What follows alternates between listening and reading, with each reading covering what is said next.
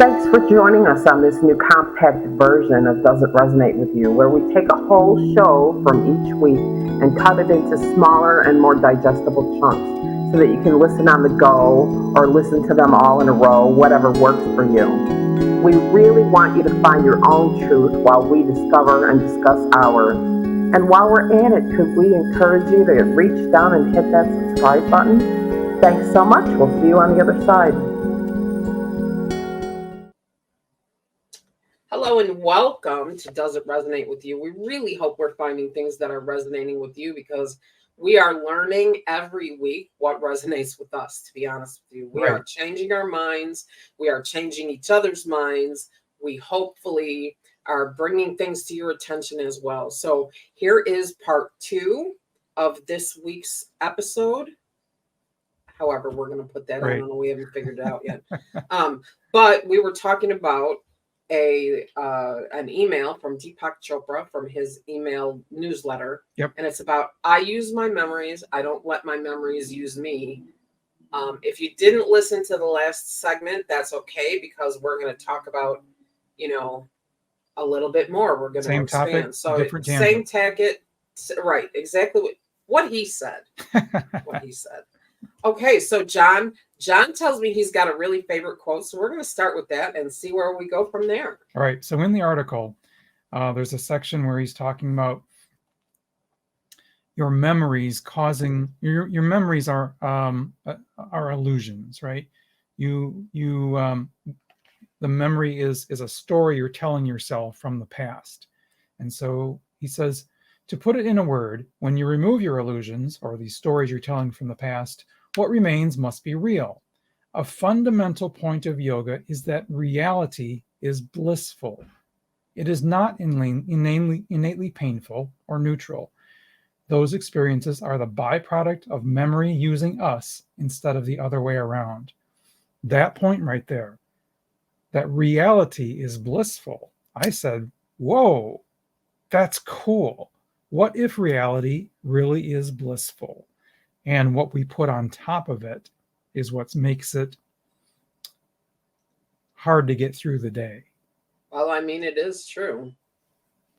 It is true because, if you think about it, there's varying degrees of that because people experience the same situation and have very different reactions to it. Yep. Right? I've seen some of those. Yeah. And honestly, so because she told the story, I don't feel bad telling the story. I was in a mastermind challenge this past week for, about online businesses. And it's Netta from No Hassle. She's the one that, she built the business on selling people website templates really inexpensively. And she just keeps creating more and doing more and everything. And it's quite a huge fan base around her. Huge. Yep. Very, very loyal. And I am one of them. I've been with her since the beginning. But it was really interesting, to hear somebody who I feel a connection with already to begin with. And she said that we were talking about beliefs and limiting and beliefs, that's a big part of what we're talking about here, right? Like, because those memories are what create your beliefs. Yep. And so she said, well, it's funny because it was just this last week and now we have this topic. She said that she and her husband had been tied up and robbed at gunpoint. Whoa. And all these people responded with, oh, that's so traumatic for you. And she's like, no, it just is what it is. She said, because I look at how much worse it could have been. Oh, yeah. We're still here. It's just something that happened. And all these other people are going, oh, how traumatic and okay. I mean, I know it's a really, a loud example, right? Sure, it's an over-the-top example. It's kind of an over-the-top example, but I was like, huh. She's got some real I would probably feel the same way. Yep. I've never been, but, and I don't want to be. I'm not inviting it, universe. I'm just putting that out there. I'm not asking for it. But things happen and they just happen. I just don't dwell. I don't think it serves a useful purpose. So isn't that interesting? Very, very interesting. That, I mean, and it was so obvious how many people would take that as a traumatic situation. Almost life defining for them. Yeah. Yep. I mean, seriously. And, I mean, because when you talk about PTSD, people, there's hypervigilance that goes along with that, people who have been robbed or things like that. Yep. With the locking of the doors and the windows, and you can't have the windows open, and don't go to the store anymore. You can't light the fireplace because the house might burn down, and candles. Oh God, we can't do candles. Like, well, that's going a little too far.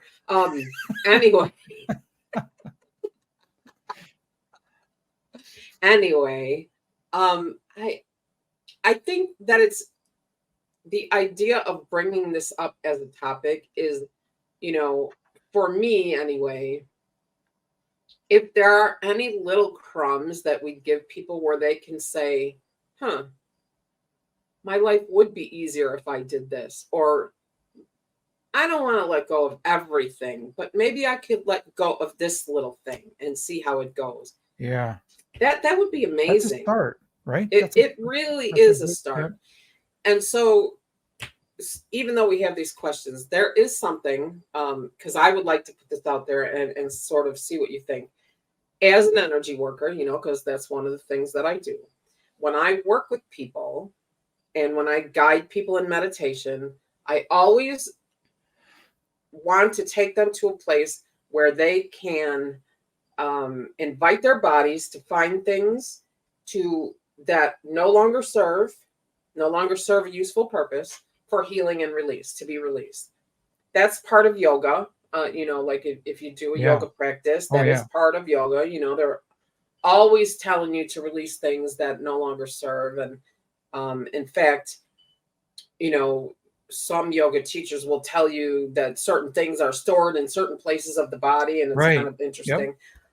But I feel like, this is me, I don't know if this is a popular opinion or not, because I know there are some energy workers out there that are like, ooh. I don't think you have to revisit every little thing to release it. I just don't. Yep. I don't feel like you have to I don't think you have to revisit every little thing. I agree with that. Like, I mean, some things you do have to look at, or sometimes you have to investigate, but right? What do you think? Right. So I know in some of those cord cutting exercises where you've got a person that has been problematic in your life, and in your meditation, you ask Archangel Michael to cut that cord, not to go down the path of every single thing that person did to you. It's just whoosh, off she goes. Okay. And we can let that one go. It just feels so much more peaceful to say, whoosh, we're letting it go. Absolutely. And that, yeah, okay. Unless you work with Miranda and she comes along and she stitches up the little wound. Oh, thank you. So it can't reestablish.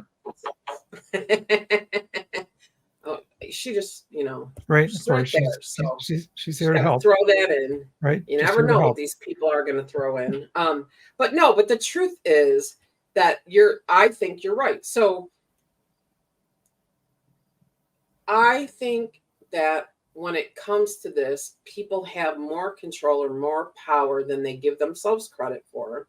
And I think that a lot of people hold on to things in that way, guilt, memories, things like that. Well, guilt. I think that there are attachment mechanisms for things like grief. We talked about this a little bit before, but I think that some of it is because of their environment and their family and their, DNA and their genetics, that it's just what you do. Me, I raised myself from the time I was 16. So I didn't have a lot of time for imprints, right? Really too much. Yeah. I didn't have, I had autonomy from a very young age. And so I had the ability to decide what I did and did not like within the context of my life. Not that I was I was a 16-year-old kid raising herself. So, Right. with all of that you can imagine that might entail. Sure. I mean, Um, you were focused on staying, alive and fed and yeah, right. safe. Pretty much. Pretty much. I mean, well, my dad didn't totally cut us loose, but I was still on my own. He paid the bills, but that's neither here nor there. But I don't think I was with them long enough to take on their ways necessarily, Yeah, you had that detachment that Deepak Mm, talks about yep, in the article. One of the points he makes is what allows us to not have the memories use us is to be able to detach from things. And yeah, he kind of says you're in a situation, but you're not consumed by it. He uses the phrase you're in the world, but not of it. And right. And that's I love that you're in the world and not of it. And yep. so, I there was a couple of things that he also brought up in there and I'm gonna just pop it up in front of me so I can read it. Um, One is maintain a simple state of awareness without strong opinions and reactions, which is, neutral That's state, your right? neutral state right there. But then if you move on to the next couple of things, stopping negative behavior as soon as you notice it in yourself, and then encouraging positive responses, discouraging negative ones in yourself. So there are, over the period of time that I've learned to be an energy worker and I've learned from different people, one of my teachers was really, really interested in neuro spirituality. And one of the things she said is, oh, how did that go? If you find yourself with a negative thought, think the flip to it Oh, for 60 seconds or more. So in other words, if you're going for a job interview, let's say you might think to yourself, what if I don't get the job? What if I don't get the job? What if I don't get the job? So instead, flip that and just think for at least 60 seconds about how great it'll be when you do. I'm going to get the job. It's going to be awesome. I'm going to get that's good. paid better. I'm going to, whatever that might look like for you. Yep. And so now that I put that there, so that's from the neuro spirituality world or the neuro world, Hmm. because literally, uh, the neuro people are like you're writing new pathways when you Writing do new that, pathways. Yep. right? You're writing new pathways. Now, take that practice and move it over into the marble theory, Okay. right? Yep. So when you do that, are you, let's say, changing color of the marble, You're taking a dark marble and making it light. right? Wow. Right? That's And cool. That's and a great analogy. oh, isn't it? I mean, the whole thing is so cool. Like it all just laid out for us so well. But can it? And I actually know it can because I've done it, right? Like it took me a long time to be able to get to where I am. Like I was 0 to 60 in 30 seconds flat, like if you pay attention and you catch yourself and you make these changes, flip the script for yourself, can you affect permanent change not only on your thoughts but on your surroundings and what you attract into your life? I would say conclusively yes. Yeah, right. That's my journey, right? I was kind of a cranky, sarcastic. What's the word? Yeah, Curmudgeon.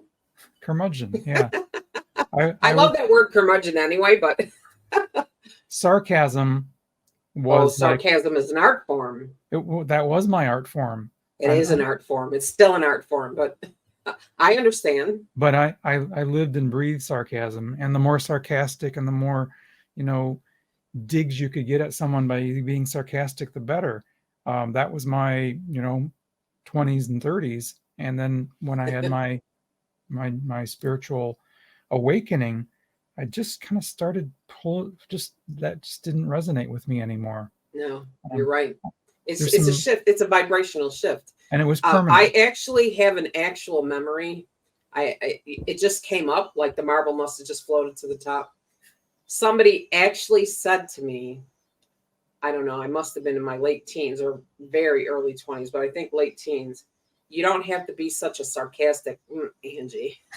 I can still hear it. Like I can, I don't think about it often. Like now I pulled that marble up, Right. So I'm gonna make sure that I polish that one and put it back in the bag. Right. But yes, and some of that I think comes from a place of control. In other words, needing to have control. Like, when somebody asks you, like, I mean, I had people ask me things. Do I put the first name here, right where it says first name underneath it?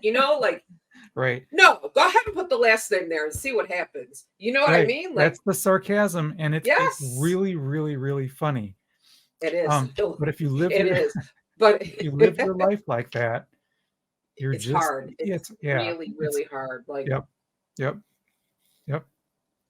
Things are different. So since we went there for just a second, I had a lot of trouble with that, and say customer service situations. I never had good customer service situations. People on the phone or people in the store, like never did. Right. And what it caused me to do would be to say things like, well, I actually know that whatever this is not your fault. You didn't do it, but I'm here to tell you I'm pretty mad. So if I get aggravated with you, please understand that and not take it personally. Like, so what am I doing? I'm walking in loaded for bear, right? So what happens? I find a bear. And since I've made this shift, and yoga was a big part of it, we should get the yoga teacher on here I'm sure she would come on. We need to get her on as a guest. Anyway, you love her. She's a character. But I'm going to ask her tomorrow. I have yoga. I'm going to ask her. Anyway, now it hardly ever happens. Oh, you've attracted better things, better conversations into your life. Isn't that awesome? Because was it in the YouTube, right? The Esther Hicks, where she said, if somebody is treating you is not treating you well, you think about what you want, and what you want is for somebody to be kind to. I don't remember exactly what she said, but something just the conversation. And it was like, I walk into those situations without the thought process that it's going to go badly, and I mean, it hardly ever does. Right. Like, unless it's an insurance company or the pharmacy, which they can't really seem to get their stuff together. But I'm still not losing my, stuff over it, right? Like, I like the term loaded for bear. That's good. Right? I mean, if you walk in loaded for bear, you're going to find one. That's what I think. Yep. Anyway, so, and I think that all of those things, I think a lot of people think of the word memories and they think, nostalgia or right. Oh, when I was little, I wish I could think of that freaking word. Man, it's making me crazy. Anyway, what do you? I mean, really, memories are just everything, right? Everything that you say or you do or you hear or you experience, they're all memories. Right. Yep. Well, Deepak Chopra has a phrase: "You are in the universe, but where's all the thoughts about the universe happening? Where is your universe? It's in you." Yeah, right. The universe is in you. Interesting, right? I mean, so, and let us not forget. Yeah, that's a good one, Matthew. I like it.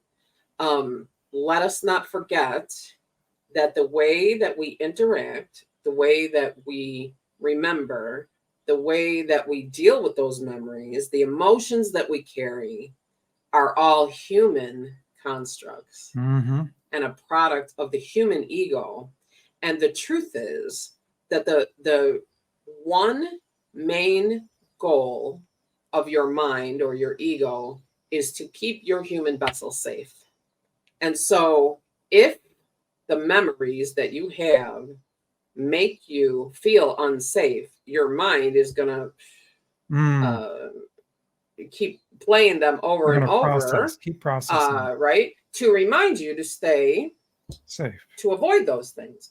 However, your spirit and the law of attraction says what you focus on will come back to you, right? So,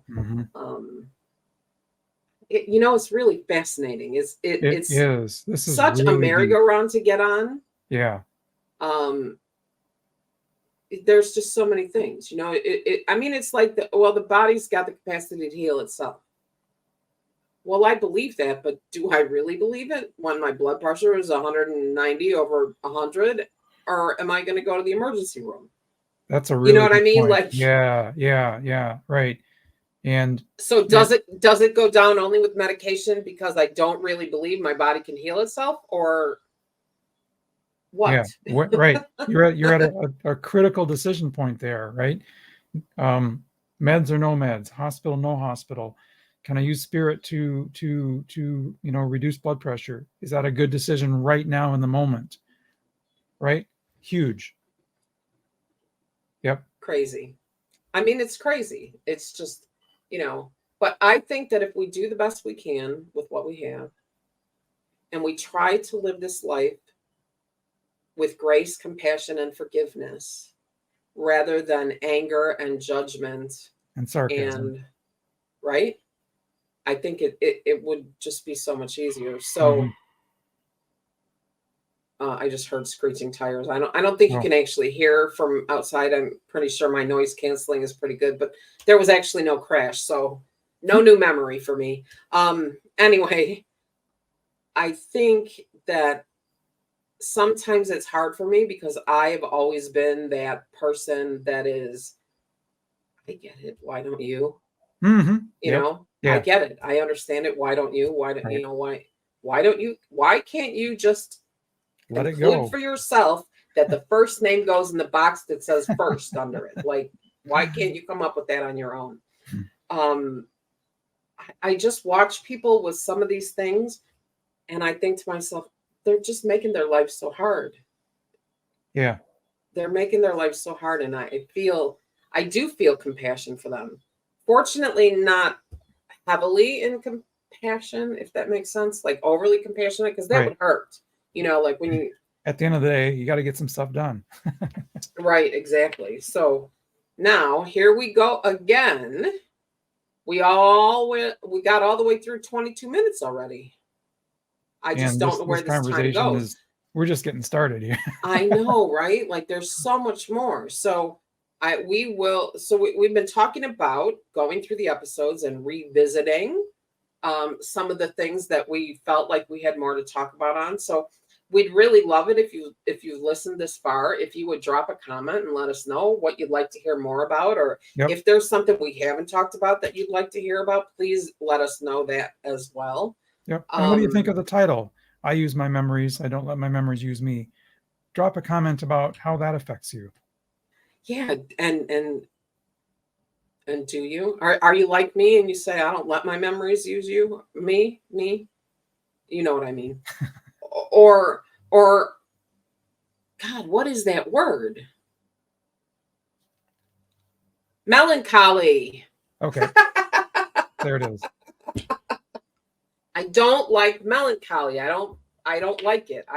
It feels very low vibration to me. Yep. I don't like it. Anyway, thank you. Whoever gave it to me, I appreciate it. Anyway, let us know what you think. We really love doing the show and we would like to do more. So if there's somebody you'd like to see on the show or something you'd like to hear about, or if you want to come on, let us know, because we'd be happy to have you and see what resonates with you. Anyway, so that's it for the second part of this episode, but we will see you in the next segment for tarot time. Yay. Okay.